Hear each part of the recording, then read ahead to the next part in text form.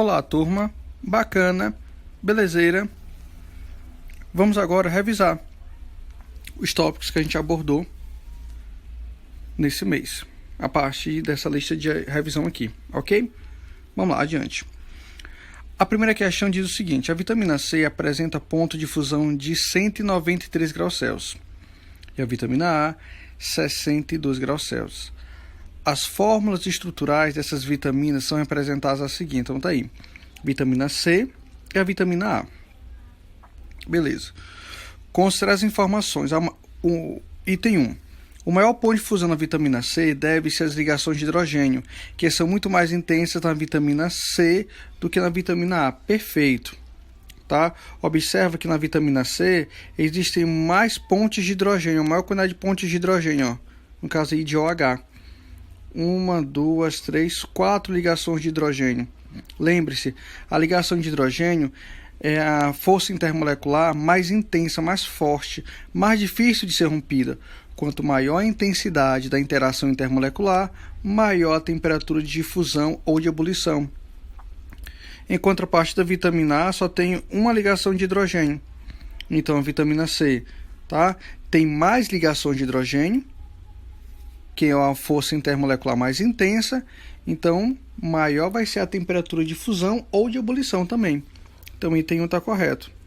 O ponto de fusão da vitamina C deve-se às ligações de hidrogênio, que são muito mais intensas na vitamina C do que na vitamina A. Beleza. A vitamina C é mais hidrossolúvel do que a vitamina A. Também é verdade. Hidrossolúvel está relacionado ao que? A solúvel na água, hidro, de água. Verdade também. Como a vitamina C ela tem mais pontes de hidrogênio, então ela pode interagir melhor com as pontes de hidrogênio da água. Além disso também, lembrem-se da regra geral da solubilidade. Semelhante dissolve semelhante. A vitamina C ela tem um caráter bastante polar e a água também é polar. Item 2 também verídico. A vitamina A, item 3, a vitamina A apresenta molécula com maior polaridade do que a vitamina C, equivocada. Acabei de falar, né? Equivocado.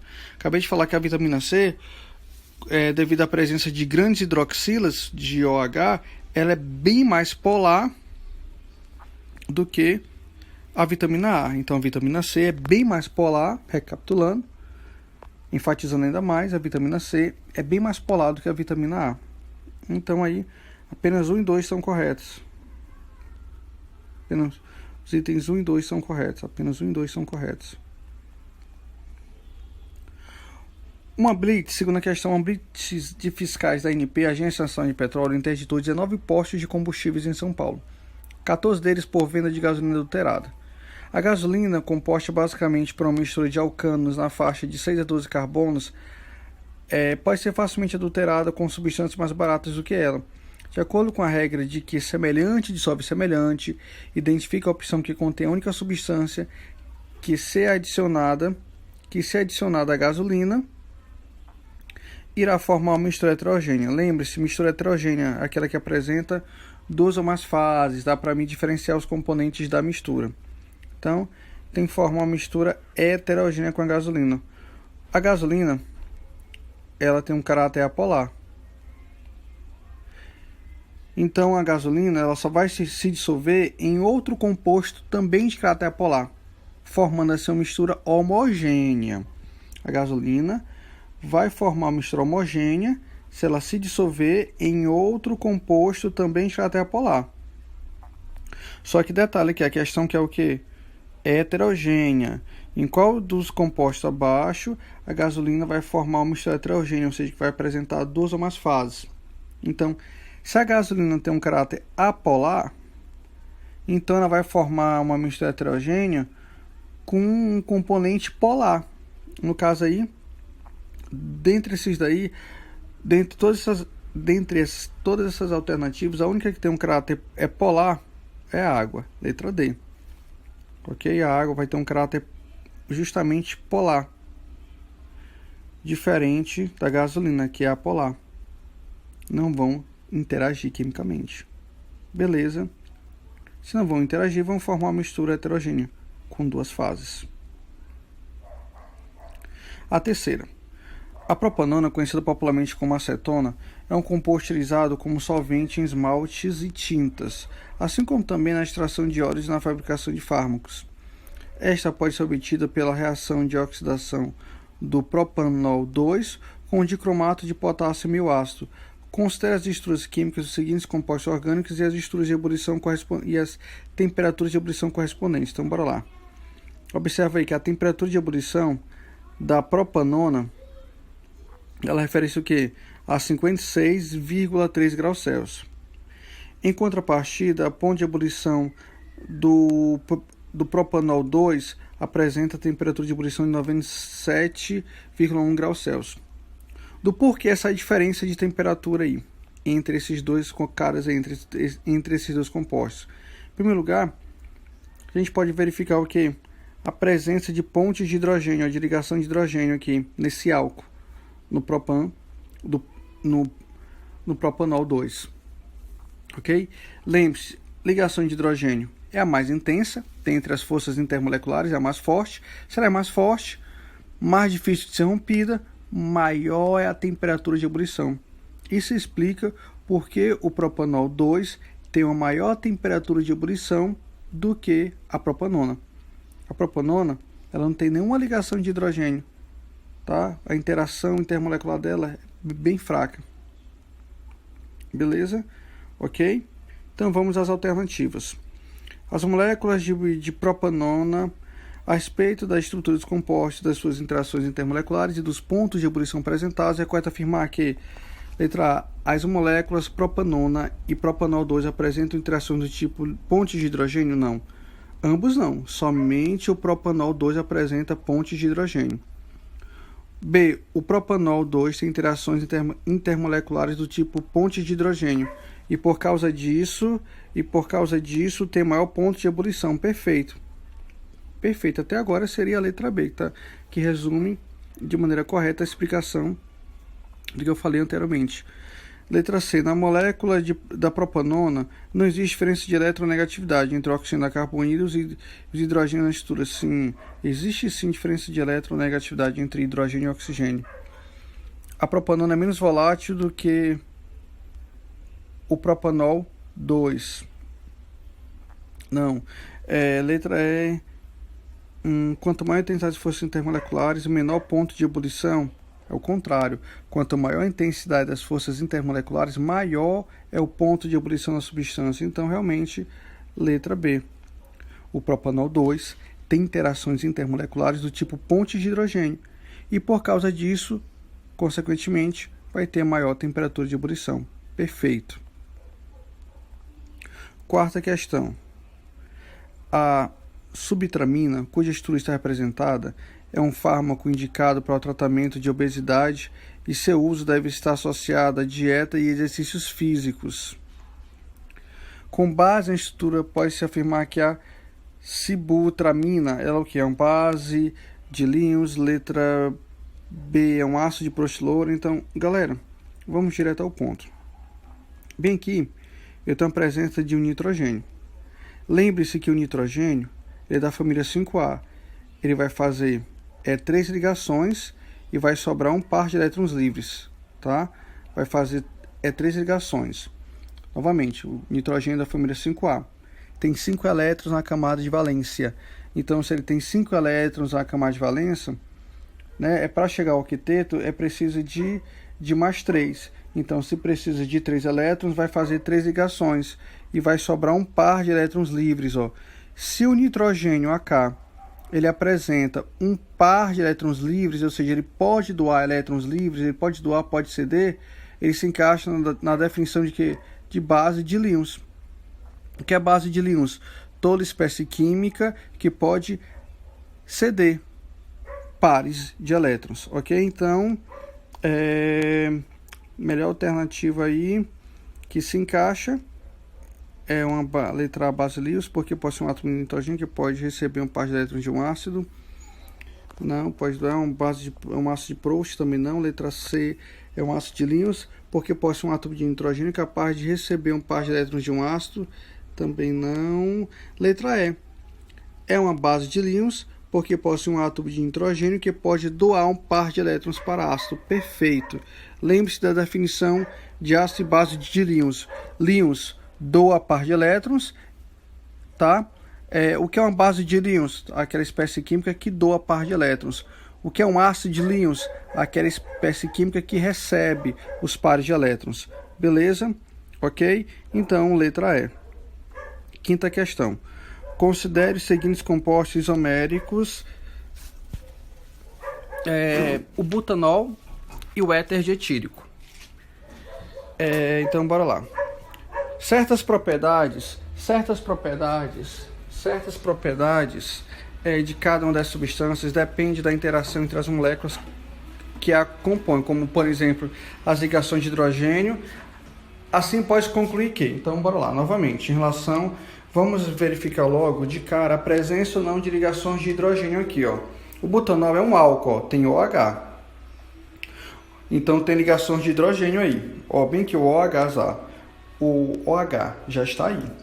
Então o que é que a gente tem que observar? Se tem OH, o ponto de ebulição bem aqui do butanol é bem maior. O ponto de ebulição, tá? Ou de fusão do butanol já vai ser bem maior em relação ao éter etílico. Então, bora lá. Certas propriedades de cada uma dessas substâncias dependem das interações entre as moléculas que a compõem, como, por exemplo, as ligações de hidrogênio. Assim, pode concluir que, à mesma pressão, o éter dietílico sólido funde a uma temperatura mais alta do que o butanol? Também não. Ó, o que é que eu falei para vocês logo aí de cara aí? Que... Analisando aí o ponto de ebulição entre esses dois caras aqui, qual deles vai ter a maior temperatura de ebulição? O butanol. O butanol vai ter a maior temperatura de ebulição. Por quê? Porque apresenta a ligação de hidrogênio, aquele mesmo lenga-lenga. A ligação de hidrogênio, ou ponte de hidrogênio, é o tipo de interação intermolecular mais intensa, mais forte. Se tem no composto ponte ou ligação de hidrogênio, mais difícil ela vai ser rompida.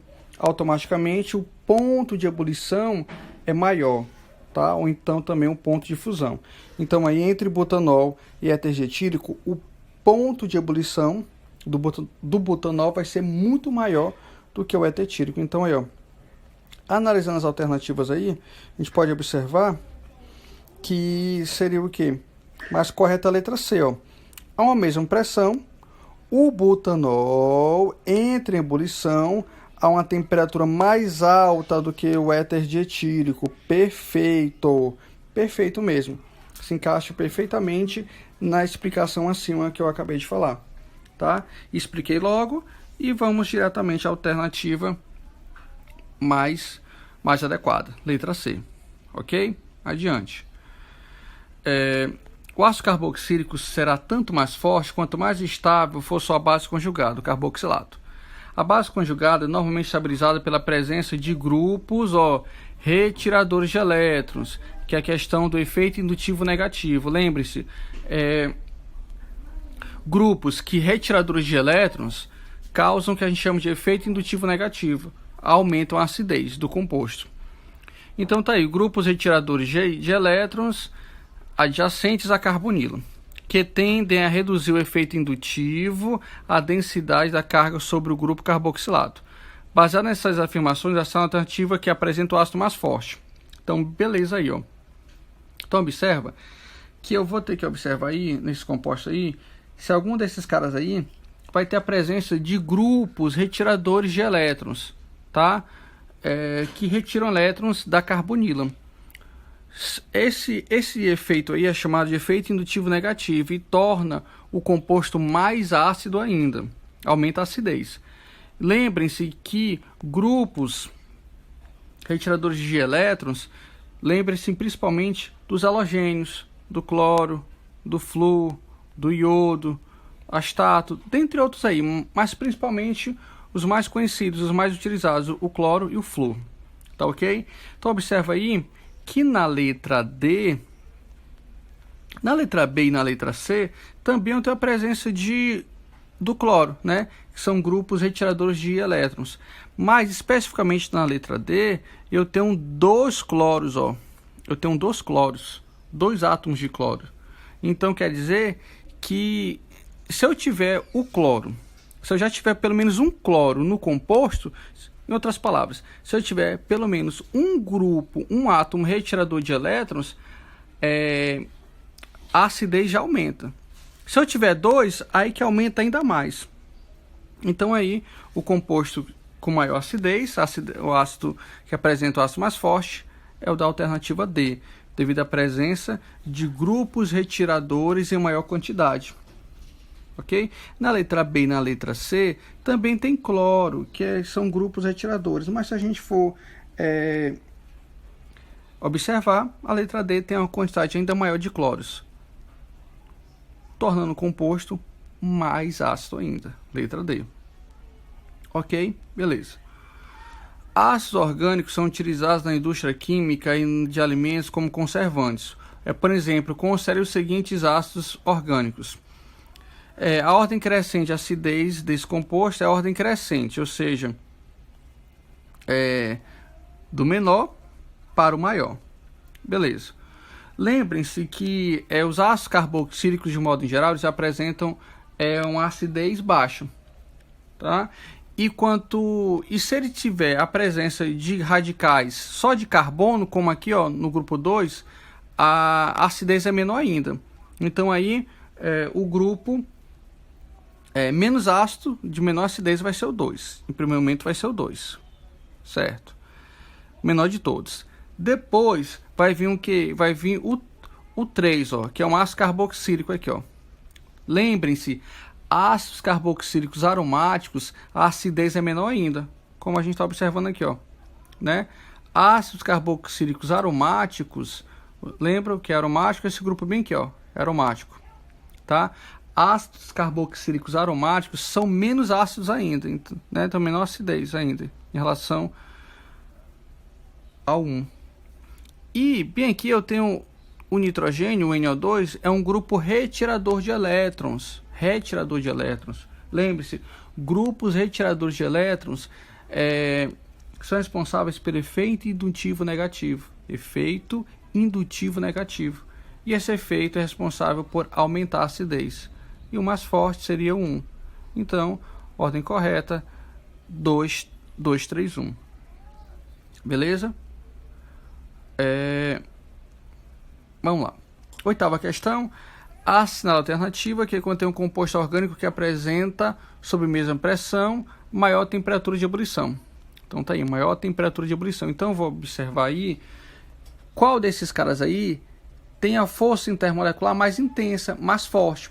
Porque quanto mais intensa for a força que une as moléculas, maior é a temperatura que eu vou ter que fornecer para quebrar essa molécula. E qual é a força mais intensa? Ligação de hidrogênio. Então vamos ser espertos, vamos observar aí entre essas alternativas aí se tem a interação mais forte de todas dentre as interações intermoleculares, que é o que? A ligação de hidrogênio, tá? Então aquele aí, dentre as alternativas que vai ter ligação de hidrogênio, é o que vai ter a maior temperatura de ebulição. A propanona é uma cetona, não tem ligação de hidrogênio. Esse propeno é um hidrocarboneto, só tem carbono e hidrogênio. Metox, etano, é um éter, não tem ligação de hidrogênio. Esse propeno também é um hidrocarboneto, só tem carbono e hidrogênio. Então, mas nós temos aqui um álcool. Lembre-se, o propan 2-ol, terminação ol, ó, de álcool. O que é que identifica um álcool? Hidroxila ligada a um carbono saturado, a hidroxila OH, OH é ligação de hidrogênio, não? Hidrogênio fazendo ligação com oxigênio. Então, se a propanona tem ligação de hidrogênio, automaticamente vai apresentar a maior temperatura de ebulição, sim. Então, é esse cara bem aqui. Letra D. Oitava questão, letra D. Ok, pessoal? Valeu. Muito obrigado pela atenção. Espero que com a resolução dessas questões as dúvidas tenham sido sanadas mais ainda. Mas qualquer coisa, estamos aí. Dúvidas, estou à disposição, ok? Muito obrigado pela atenção. Vai se culpando aí qualquer coisa. Fiquem com Deus.